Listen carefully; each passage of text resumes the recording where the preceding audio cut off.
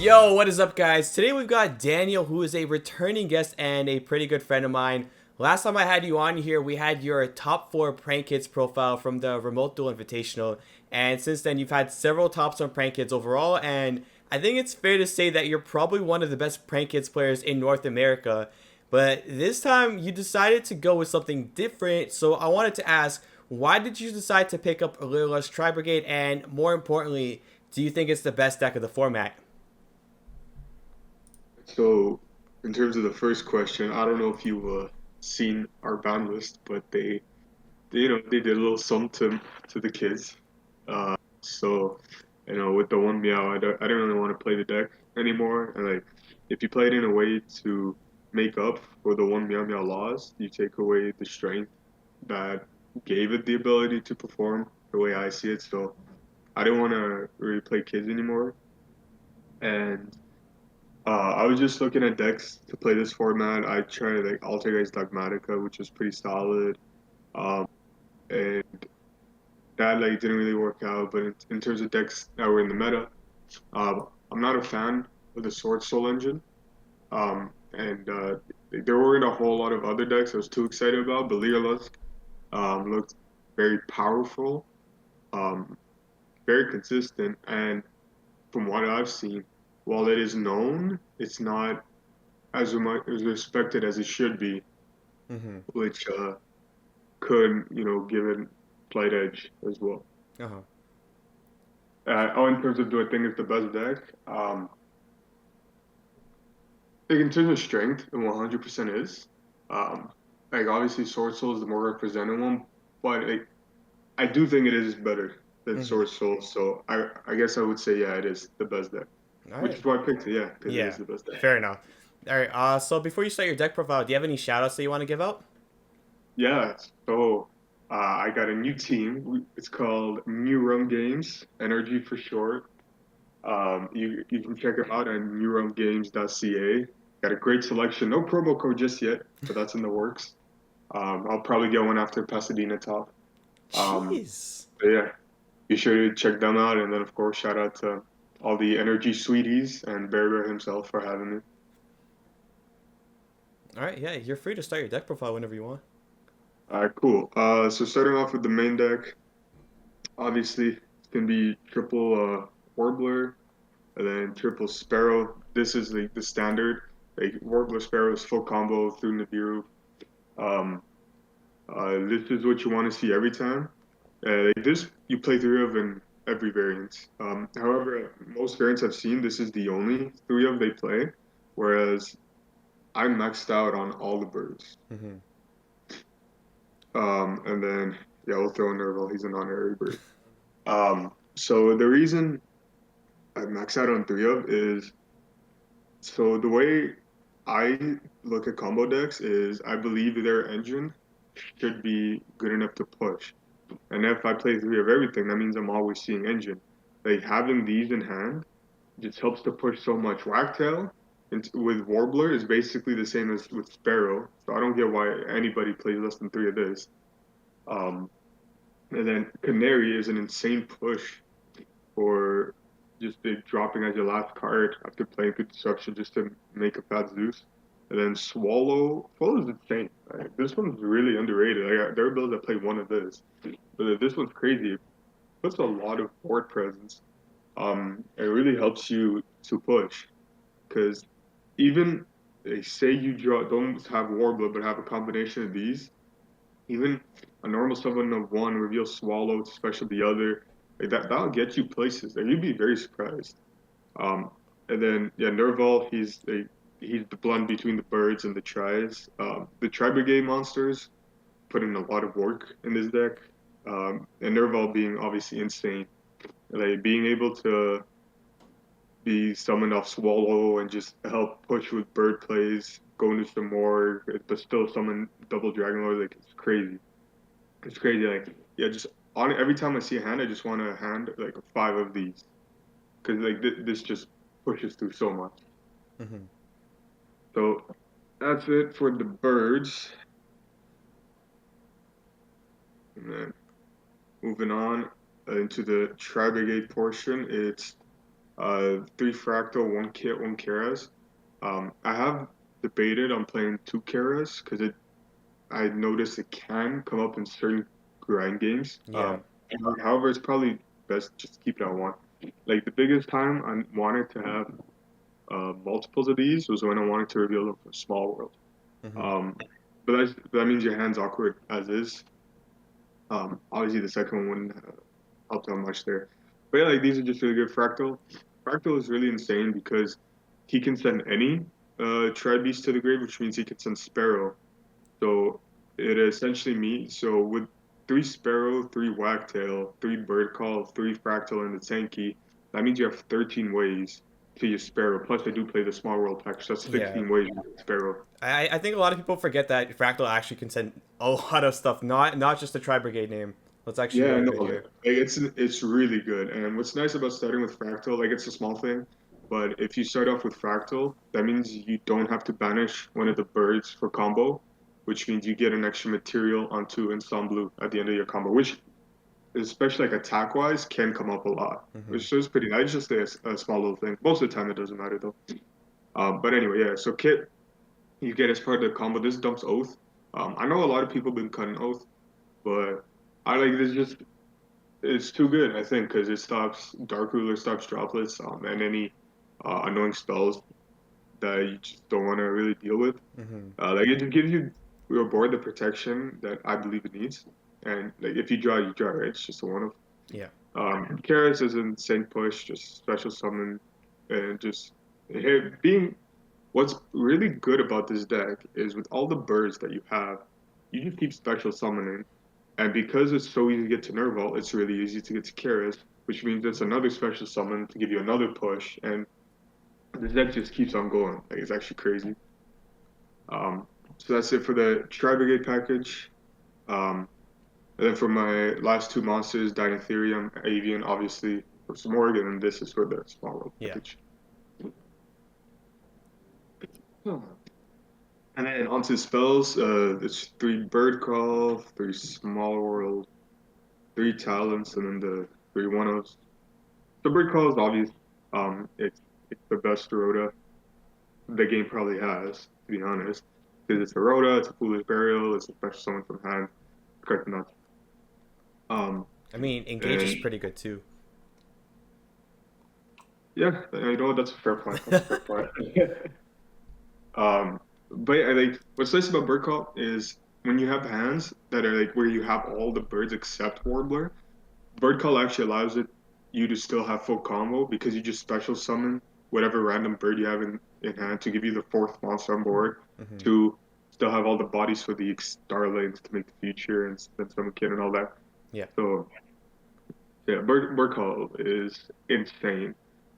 Small World, I'm pretty sure this is not the preferred build. Hmm. However, why would you not play this when Warbler is you want to see in your hand every time?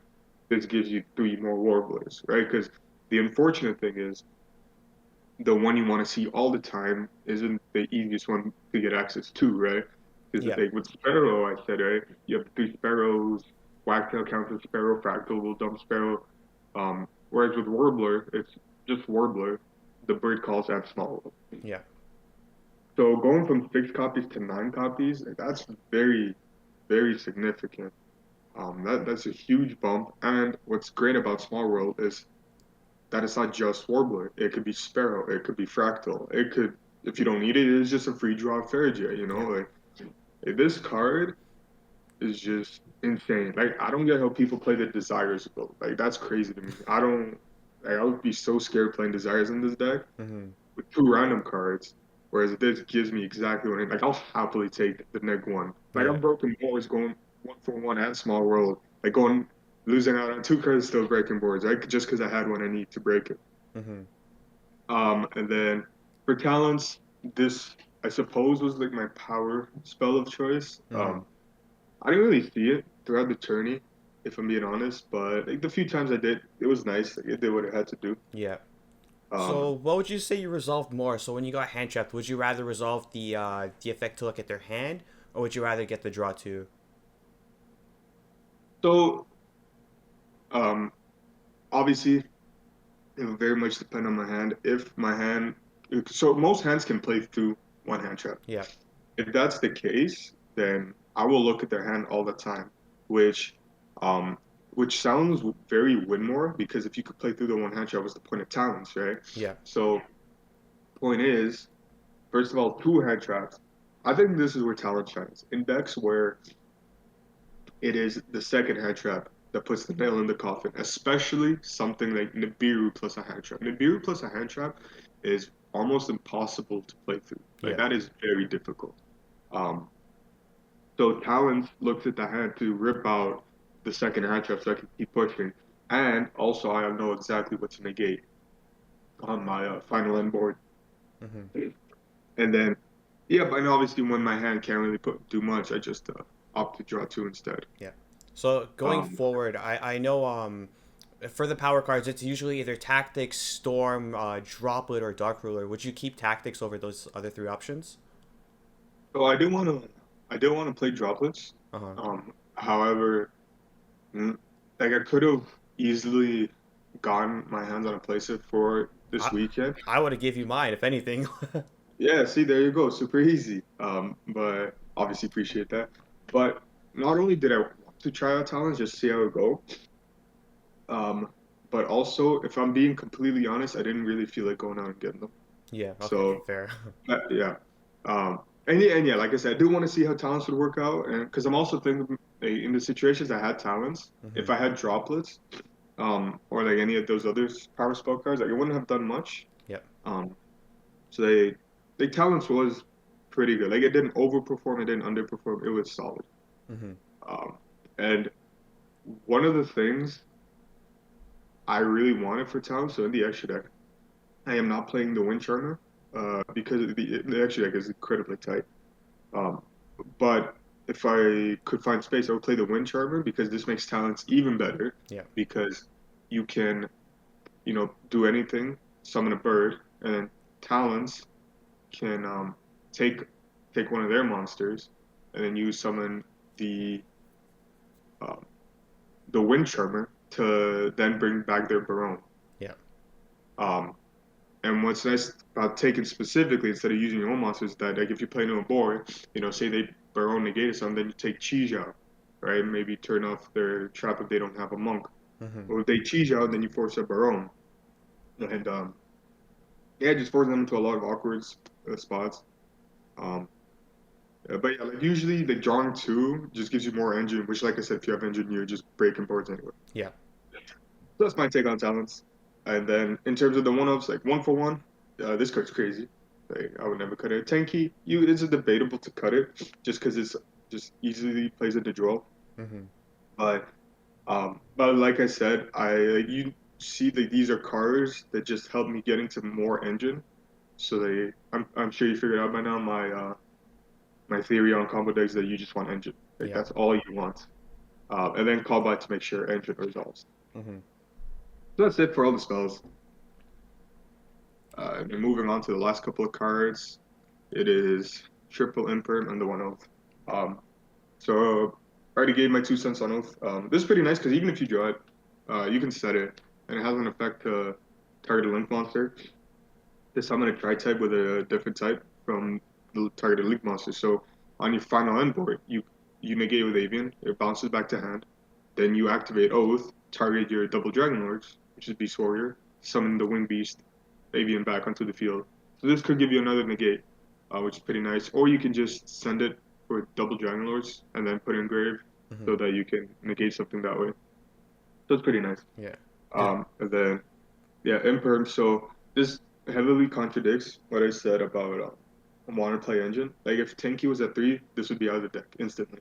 uh-huh. Um, because yeah, like I said, I'm not a fan of hand traps in combo decks. I believe their engine should be powerful enough to push through. Kind of like Danger Thunder Dragon back in the day. Yeah. Um, however, there was not I didn't find any other combo pieces per se that I could have played. Whereas this does give me defensive options that my engine can't necessarily deal with. So the main thing was for decks that play Scythe, because a lot of them shotgun and standby to play around Dark Ruler. Um, so Imperm can hit Scythe, which obviously a combos engine cannot deal with. Mm-hmm. Um, and then it's still nice as a 6 draw just to deal with a negate so that your engine can keep pushing, which is one of the reasons I would debate playing droplets just because you droplets and a sparrow or something, then you warbler special back that sparrow and it's pretty plus. Yeah. So yeah, that's it for the main deck. I played a total of 41 cards, I believe. Um, yeah, in terms of anything I would change, nothing much to be honest. Like the deck worked out pretty well. I probably Mm-hmm. played probably more or less the same list for future regionals if I play in any. Yeah. Maybe just replace talents with like another power spell, but other than that, like it worked out really well. Like the having three of all the names, like, that was crazy. Like Mm-hmm. that's probably the reason I was able to do as well as I did. All right. Next up, we're going to the side deck. So it is triple Lancia, triple Droll, Dark Ruler, Twin Twisties, and the Cyclones. Mm-hmm. So starting off with Lancia, if you if you remember my Prankist profile, you know I'm not a fan of this card. Yep. But yeah, to be honest, I'm still not a fan of it. However, here's my reasoning for playing it. So against Sword Soul, if they set up full board and you have a hand that's just all birds, you're breaking through it every time, 100% of the time. Never been a time I didn't break through it. The thing that makes it scary and difficult is when they summon Protos, call Wind. Because if they do that, you can't do anything. Mm-hmm. Um, Lancia stops that.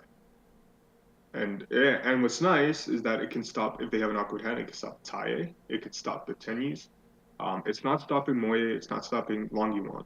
That's true, but you don't care about that, right? By that same reason, I was thinking about I could save extra deck space and just play Droll, because the way they get to Protos is searching the search spell off Kijao, and if you Droll, then you're fine. The thing is, it doesn't play around them hard drawing it, which you always want to play around things that will make you lose for sure, even if it's a small chance, right? Because nothing else will make you lose. Mm-hmm. And so I figured the Lancia will just stop it. It'll stop a Shuna plays, tie it, they have an awkward hand. It's just worth to play. And it's nice because it can stop invocation, PK players, any nonsense like that.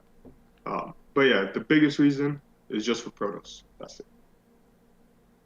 Um, then Droll's obvious. Mirror, any Dogma invoked is pretty good against. It's Yeah. mainly for the year, to be honest, but It's a you pretty know. good card. There's like Drytron, Striker, I guess to some extent too. Yeah, Drytron, I forgot about Drytron. Yeah. Yeah. Uh, so yeah, like the side deck, like probably could have been better. Like side deck's always my weakest aspect as a player. Like honestly, is probably like the biggest thing I thought about in this. Mm-hmm. But yeah, so and then Dark Ruler just obvious stop whatever you need to stop. Mm-hmm. And then Twin and Cyclones, like you could say this a lot of backer removal. Cyclone, what's nice about this is that it also stops Scythe, Yeah. and PK doesn't end on something that can actually negate this. Mm-hmm. So yeah, as long as they don't have Scythe, that's all you care about. I guess And then yeah, the only question I have about your side deck is I know some people are siding Harpy's Featherstorm, so I'm surprised not to yeah, see that in your side deck. yeah. So um, it's very similar to Droplet situation. If I'm being completely honest, I just didn't feel like getting my hand on the playset of that. Mm-hmm. Um, like it's a really really strong card. Obviously, like if your combo gets stopped, you can flip that and it pass. There's nothing they can do. Yeah. Um, Definitely probably worth to play it. I just don't have a good enough Uh-huh. reason of saying why you shouldn't play. Like definitely play it. Yeah. There's no reason not to. Um, yeah, but also what was nice about not playing it is because like this regional was mainly for testing, just to see how I make sure like I knew what I was doing with the deck, test out some side cards. So I was just able to test all these out. Honestly, Dark Ruler never came in. Mm-hmm. Pretty useless. Um, Everything else kind of had a place, Mm-hmm. but yeah. And then also just wanted more back removal because like as a combo as the combo deck, you should be scared of mine. So decks that might play that you should definitely be prepared for them. Mm-hmm. Like honestly, it might be worth just replacing something in the main deck for one of these, if I'm being honest. Mm-hmm. Um, but yeah, that's my side deck. Like I said, I didn't put much thought into this. Definitely my weakest aspects as a player. But yeah, that was my side. I mean, it worked out just fine. Like I barely went into it all day, mainly because I was winning game ones, so I didn't even know what to side game Yeah. two. And then Well, game three, I was going first anyway. at least you're honest about it, dude. Most people would be like, "Oh, bro, I played this card because I knew this was gonna come up, and like, but this is great. This you should play it." Blah blah blah. So at least you're honest. I don't know. Dude, I'll be honest. I won over half my die rolls, and I just went first in combo. Yeah, Like nothing much fair. to it, to be honest. It was crazy though. Like almost, I think every time I won the die roll won first, game one, I got nibbed. It was crazy. But Damn. you just play through nib. Like if it's just nib on its own and you don't open a weird hand and you're playing through it, it's crazy. Yeah. I got hit with so many nibs and it didn't even matter. So what's it called? You know how you said your engine is basically like your key to building your combo Yeah, deck? Would you play yeah. cross out then? Um, oh, that's a good question. So crossout is really good in decks that, like, ideally you fit all the cards you want to stop, but Mm-hmm. also use them as defensive measures of your own. Yep. If I were to just put in three crossouts and one of all the hand traps, they, yes, technically I'll be prepared for whenever the situation may arise. However, yeah, it's definitely not worth Mm-hmm. because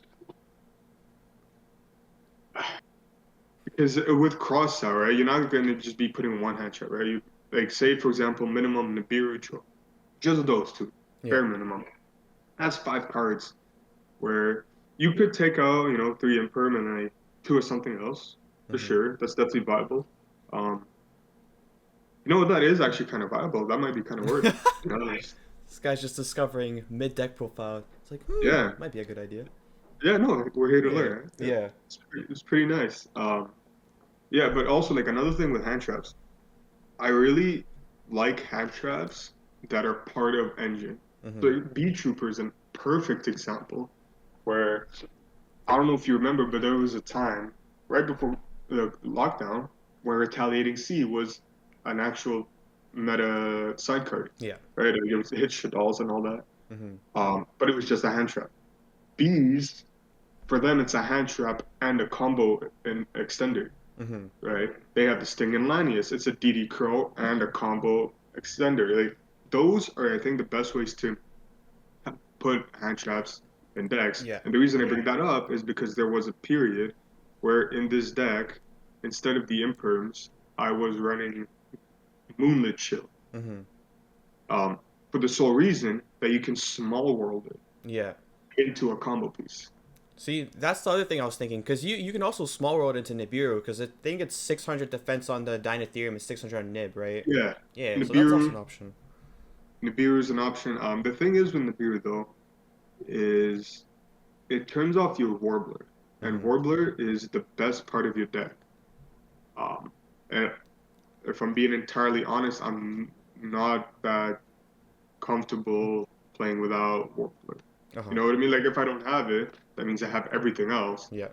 Um, but it's but that's gonna be pushing anyway, right? Like I'd rather have a combo, just like more combo pieces. Like I'd rather have it than Nibiru, to be honest. Like even if it means a break, Yeah. because with Nibiru is just so it can be so awkward because it turns off your Warbler. Mm-hmm. Um, you're more or less relying on bird call, and the way you push is with Tri-Brigades plus a single bird. Mm-hmm. Like really, you know. Um, so like obviously I could be just thinking a little too much about it and could just end up being fine. But yeah, that's my 2 cents on it. Mm-hmm. And then yeah, moving on to the extra deck. Obviously Heart and Soul of the deck. Some more of this. The Big Bird. This card's nuts. Yeah. Super easy to get into. You win plenty against control matchups even. where your envoy isn't necessarily like ideal against them. This on its own is just crazy against control matchups. And then I played 2 Fairjet and 2 Omen. So most builds only play 1 Fairjet. I found out that the second one can come up a lot, actually. The second one is very, very clutch. Um, However, I could understand why you play one, and it's usually the 15th spot in the extra deck that I find to be more or less the flex spot. Some people do play the Wind Charmer. Some people play the third recital. That's crazy. I don't know why you would ever want the third one, but yeah, like second Fairjet is insane, especially if you play 2 Omen. I know most people do play 2 Omen. You don't. So with these, you could play one. For combo, you could just play 1 on 1. But 2 and 2 gives you so much power. Like Omen was MVP. This card was nuts all day. Like it banishes, it searches. Like, it is just insane. Um, like so, yeah. I don't think I would cut either of those. Like these are just insane. Then for the rest of the League monsters, it's the Almirage and the Double Dragon Lords. So you have obviously Almirage for, sometimes you have weird hands where you have to normal summon a bird to get engraved from Barrel, or, normal summon Kit, something like that. So, and the odd time, the protection effect can come up against DPE, so that's pretty nice. And then Double Dragon Lords, obviously, you just a bounce, that's super easy to get into, and the Beast Warrior you need for Oath to be live. That's pretty good. That's it for the Link monsters. And then for the Xyz, I play for birds, the 2 Recital, 1 Nightingale, 1 Robin. So obviously 2 Recital you need for the combo because your first 2 searches you overlay to then go into your Utopic Future and Utopic Draco. This is what makes Nibiru irrelevant, basically. So, and you just get an insane amount of advantage. And it has a non-summon effect, actually, where you can just boost something by 300 for every material it has. So against control decks, like I had a Samori that was just 3600 attack, untargetable. He wasn't doing a whole lot to it. And then, so yeah, like this package is really nice. And then I played the Nightingale and the Robin. Nightingale, obviously, for Zeus. And you can OTK with this with 6 materials. And Canary, obviously, because it gives it an additional attack boost as well. And if you don't kill them with this, you just make a 6 material Zeus and you're winning anyway. Yeah. And then in Sun Blue Robin, this is a little extra cherry on top on your end board. This guy's crazy. It can get pretty beefy because it gets 500 for every material as opposed to 1 or 200. So this was pretty nice. And what's really cool about this is if it dies, it can get back any bird to hand. And it says in your possession too, not just while you control it. So like if they just negate the summon, or like I've had my opponent Maximus me and I was able to send this and trigger the effect. So it's really good. Obviously the bounce being the main application.